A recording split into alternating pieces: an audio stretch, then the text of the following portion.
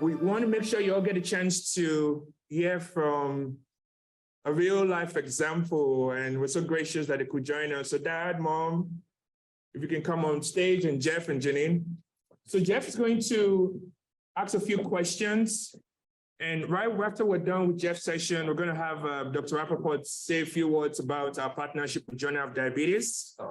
And when we're done with that, lunch will be served outside, but lunch will be slightly different today. We'll go tables by tables for lunch so that we all can still be here during lunch, and we'll try to organize that, because during lunch, we do want to have the committee presentations and the QI champions will be happening at the breakout room. So Jeff would lead us for the next 20 minutes or so, and then Dr. Rappaport will be up here, and then we'll have time for lunch. We want to have everyone be done by 2:30.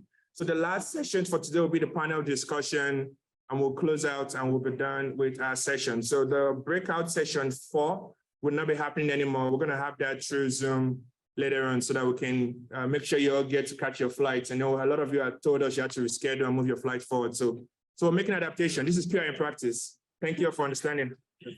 All right, thank you all. So you all work to make a difference for people like my family and for the family up here. So this is an opportunity to hear from them on what really matters. So let's start with Adrian, because it's all about you. So how old are you? What do you like to do? How do you want to introduce yourself?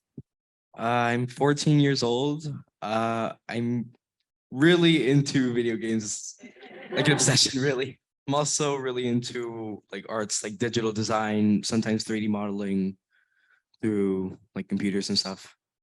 Pretty cool. Do you know anybody else your age who has diabetes that you can talk with? Throughout the entirety of elementary school, I was like the only one that I knew that had type 1 diabetes like ever. Then as I started 7th and 8th grade, I started to meet more people with type 1. And now that I'm starting high school, There's more? There's less? There's a lot more. So do you keep in touch like in person, social media, TikTok, whatever kids do these days? Precisely, actually. The first like year or two, the only way that I got to actually connect with them was like through social media, just through texting, TikTok, Snapchat, whatever. And then now I actually get to see them in person. Social media is a powerful tool to connect. Absolutely. So what has living with diabetes for 10 years now, right, taught you about yourself?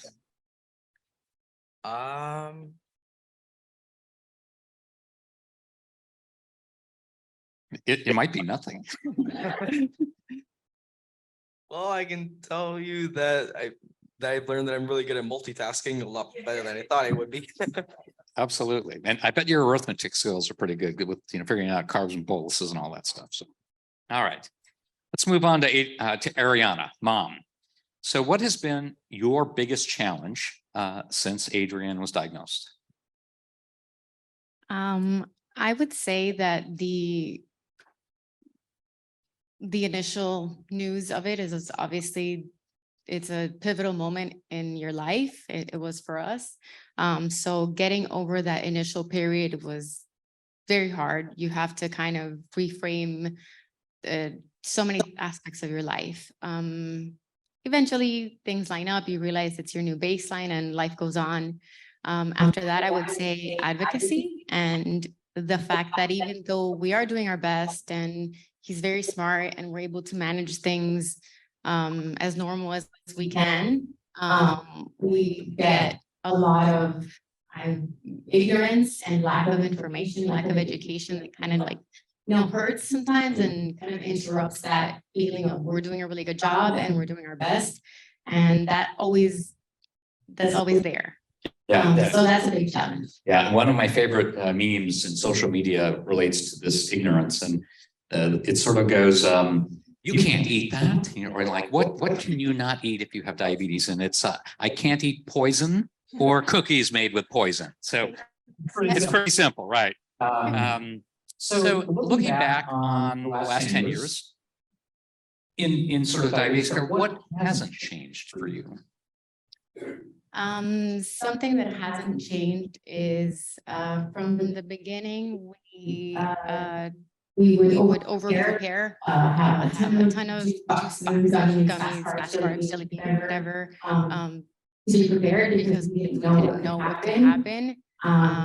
With time and the experience and technology, now we over prepare because we know all of these things that can happen, whether it's a Dexcom failure or a sensor, all these other things. So we're still over prepared. It's just with more information of, I guess we're better prepared, but we're still very much over prepared and always planning ahead. So that's always helpful. Yeah, I get that.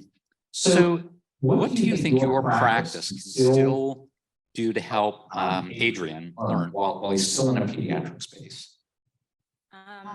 So I consider that with Dr. Sanchez's help, we've done a really good job throughout the years, throughout these 10 years, to prepare him and guide him. And I was not a nurse when he was diagnosed. My husband's been a nurse for 8 years. And I actually decided to go into nursing because I felt I needed to know more. I needed to be an advocate, I needed to be prepared.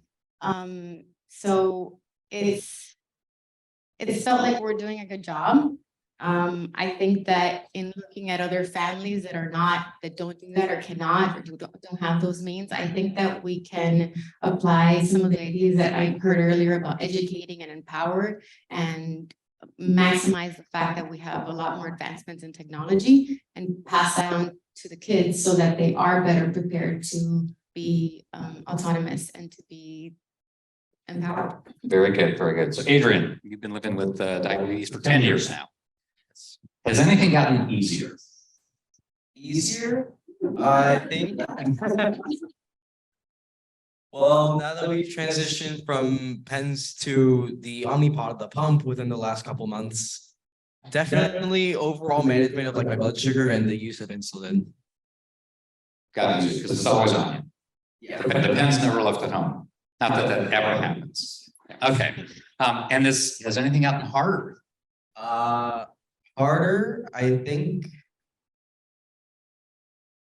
Carb counting, not carb counting, carb guessing. Like for new foods, Yeah. No, that has not even gotten harder. That's always been a challenge. Yeah, carb guessing is pretty good. And I remember hearing from any RDs in the room. Just a couple. So even registered dietitians struggle with carb counting. Yeah, Am I right? Yeah, it's like the hardest, it's the hardest thing. So all right. Ariana, do you have any worries about Adrian transitioning from pediatric to adult care? A topic of great interest in the room. As we mentioned earlier, this is a topic we didn't really know was an issue.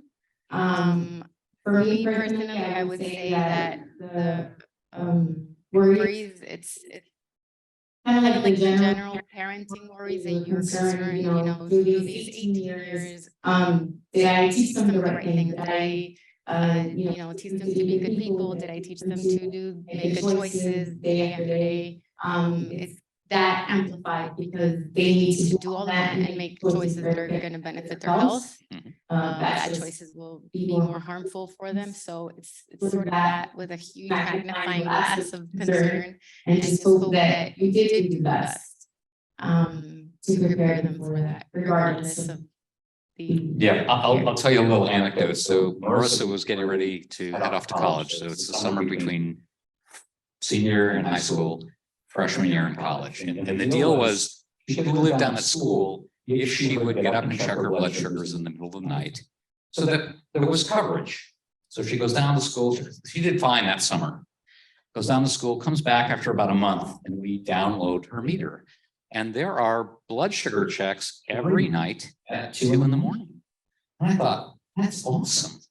And then I realized she just hadn't gone to bed yet. And we had to remind her that middle of the night actually means middle of sleep, not 2 in the morning. So just keep that in mind.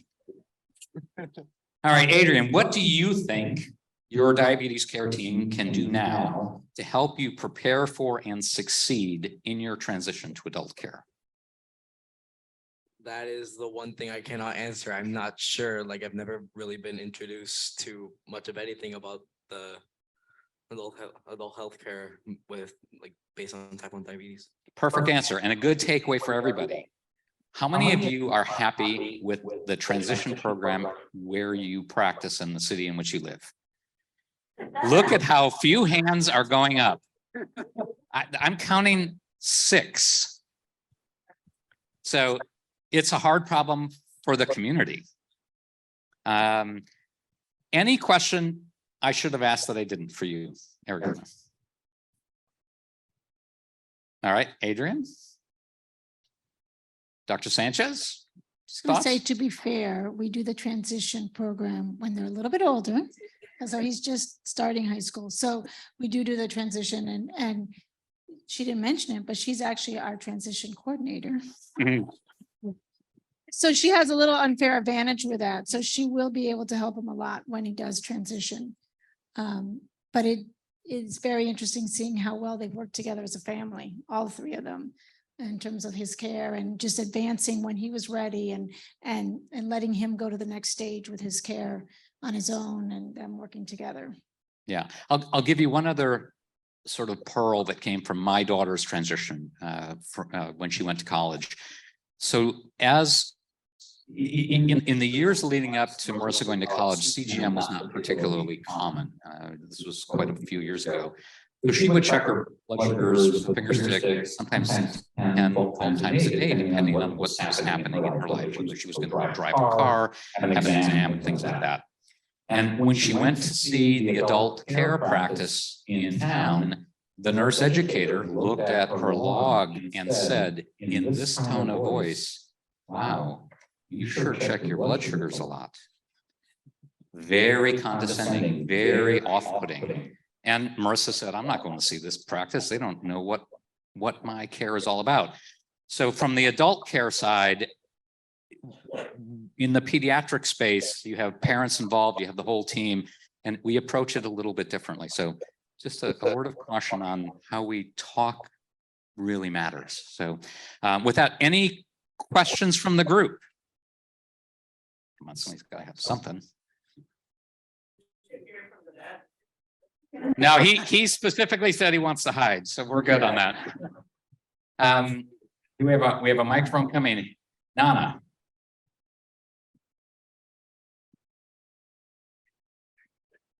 Hello, thank you guys for being here. I'm Nana Jones. I'm a pediatric endocrinologist at Cincinnati Children's Hospital, and I take care of a lot of kids with diabetes. And I want to know how you manage what I, as a doctor, want you to do, what your mom wants you to do, what the school wants you to do, and how you try to kind of mediate those conflicts, especially if it's not in line with what you want to do.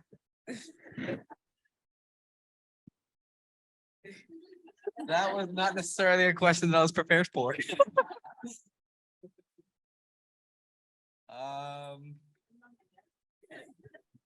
Maybe several. Mom can start too if you have. No, why don't you start? There are definitely moments, as you're obviously aware, that there's, a message, for example, the nurse saying, you can't have this, you need to have that. And then, mom is saying, we need this. And then I'm calling the doctor's office saying, we need this paperwork, and this kind of struggle. Now that he's older and he is involved in those kind of in the middle of all that,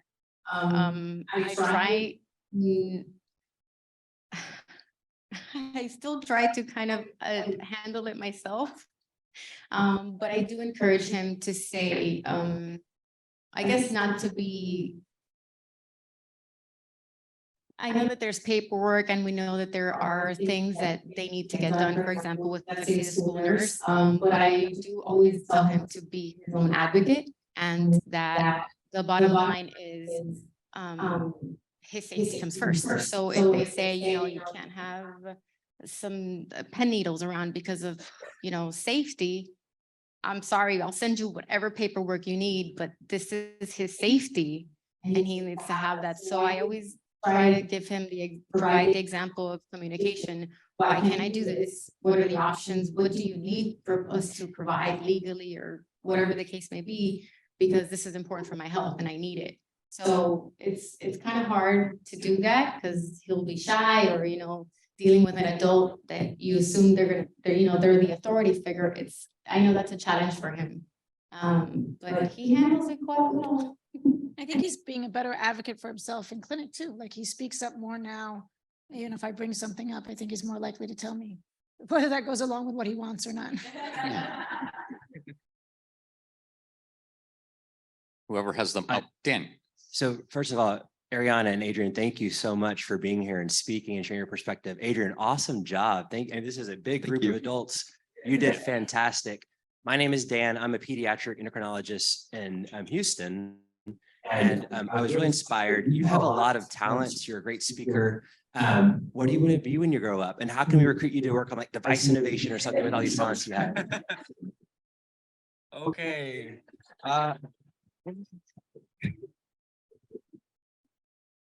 So what do I want to be when I grow up? I have 3 options on the that I can think of off the top of my head. Video game like graphic designer, although wait, suck at graphic designing. I'm into it, but I suck at it. Something to do with 3D modeling, or I was thinking an author, maybe. Okay, thank you. 'Cause I'm like, You could put all 3 of those together as somebody who designs and gamifies diabetes experience or writes about it. I mean, I'm just saying, Adrian. Thank you.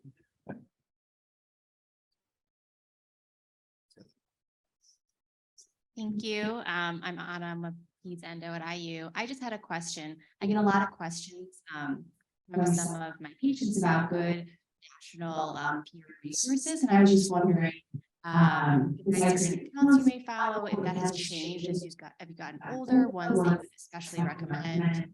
Just curious, I'd love to share.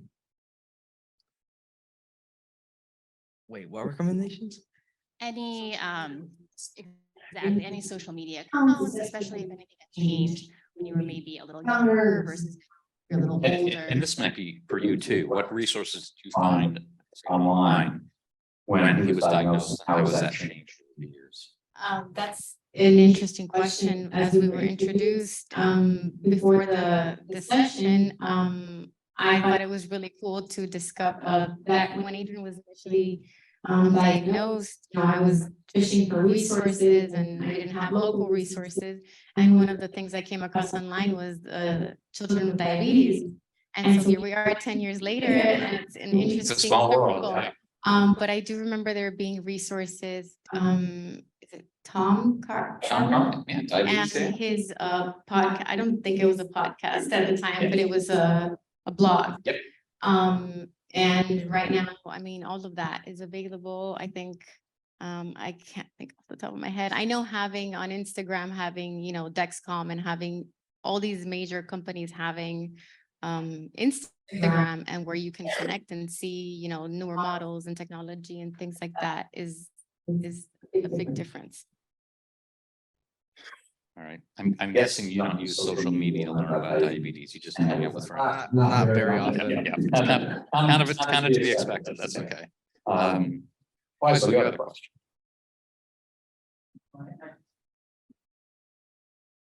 Thank you. So I'm Faisal Malik. I'm a pediatric endocrinologist at Seattle Children's. I actually do social media research, and Jeff just kind of asked you a little bit of the question. So I'm going to maybe change my question a bit. First of all, thank you for providing this voice today, because we, just as a great reminder why we do the work that we do. In terms of, social media has a lot of, there's concerns in the medical community and even in the parent community. Is social media a positive influence, and how can we leverage the good without having to navigate the challenges that come with its use as well? Do you have thoughts on how we could use social media more effectively, or even as your medical team? Are there ways you're like, hey, I wish my medical team engaged with me over social media in one manner or another? So where you would learn about diabetes. Do you have any thoughts around that or ideas?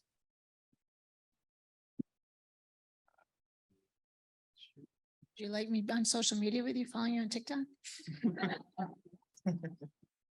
Janine's really cool.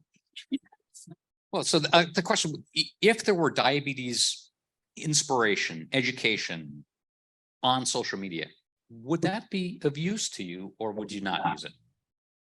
Like off the top of your head? I don't think I would use it very often though.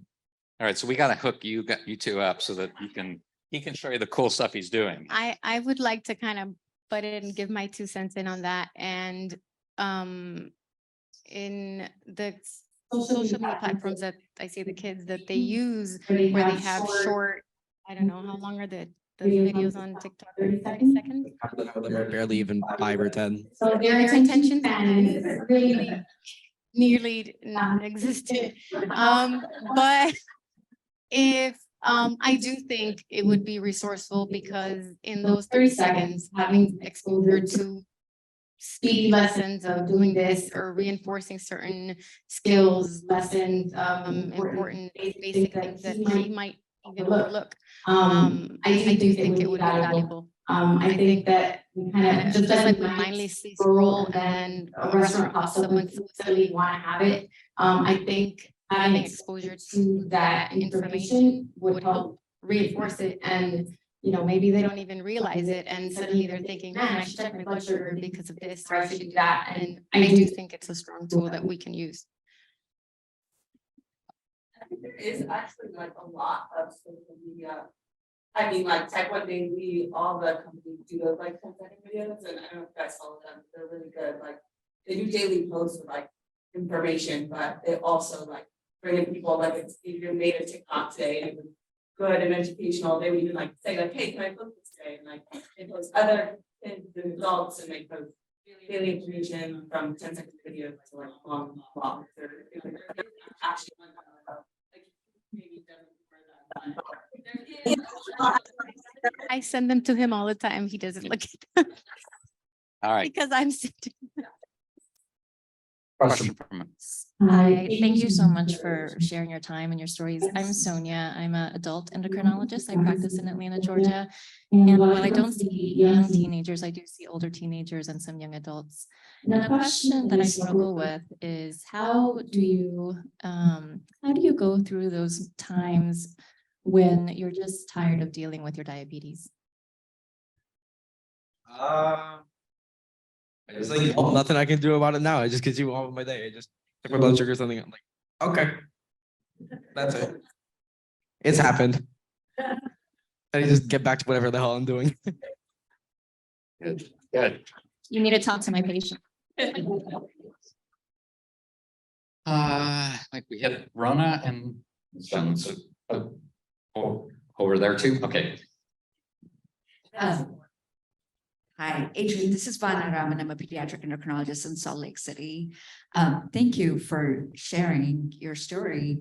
It sounds like you've been on shots, injections for the last 10 years. Is that right? Yes, What- just until a few months ago. Yeah, what made you decide to make that switch? Sometimes I try to tell my patients to switch to a pump and they don't want to. So what helped you make that decision, or your family for that matter? Okay, so this is gonna be kind of a bit of a lengthy explanation, so give me a minute or two. Okay, so when we first started using the Dexcom, it was a G4. This was back in like kindergarten, first grade? Somewhere around It's been a while. Pre-pandemic. Yeah. Yeah. Yeah, way pre-pandemic. I stopped using it around like halfway through first or second grade because it was like irritating my skin. And then at some point back in 7th grade when COVID hit, like around the beginning of the school year, I decided to try out the Dexcom again. This was like 2 years ago at this point.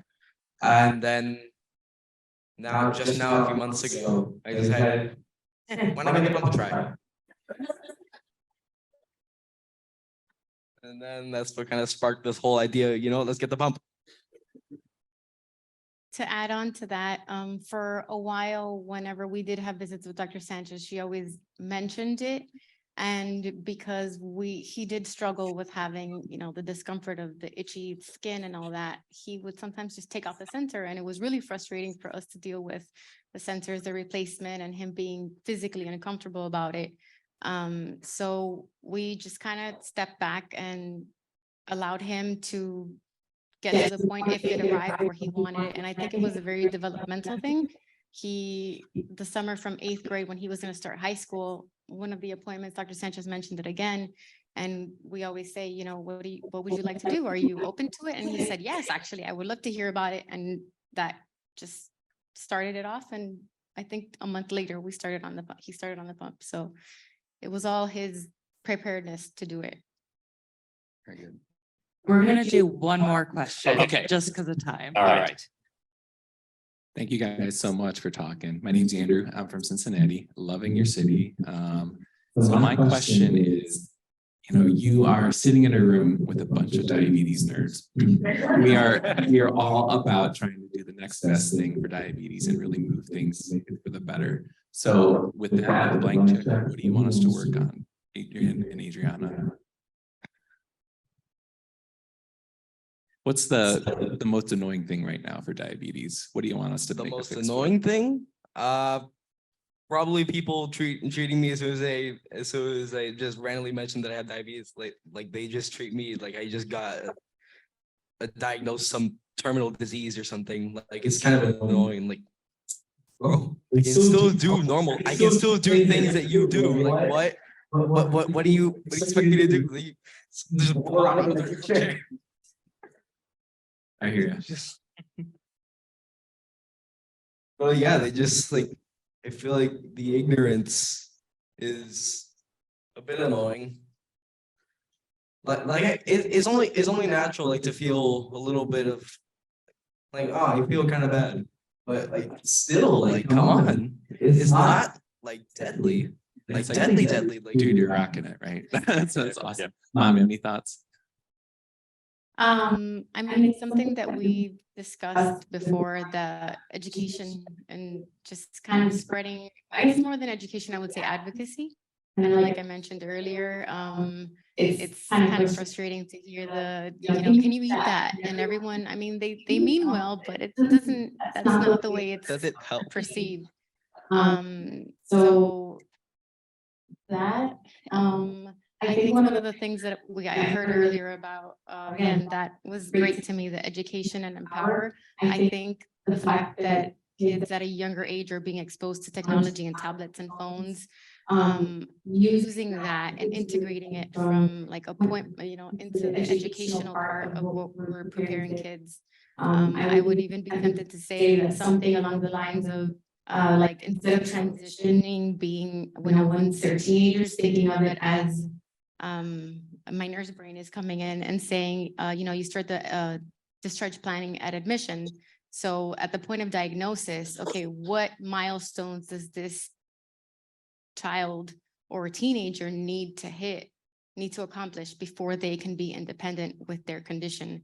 So it's going to be very individual, from a kid that was diagnosed at 5 to one that maybe was diagnosed at 15, but they can do it. And we have so much technology and so many resources that it would need to be very individualized. But I think we have great tools. It's just kind of implementing that. All right. Thank you. Thank you both so much. And Dr. Sanchez for joining us.